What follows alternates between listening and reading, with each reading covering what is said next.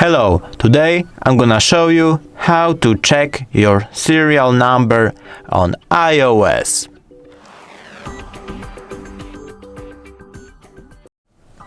First, we need to get to the settings.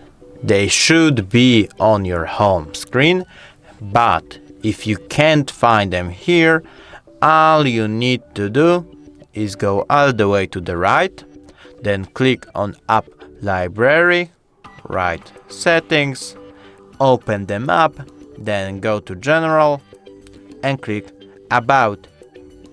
Now, there it is, your serial number. Thanks for watching. I hope I helped you.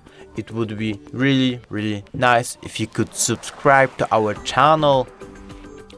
And bye. See you soon.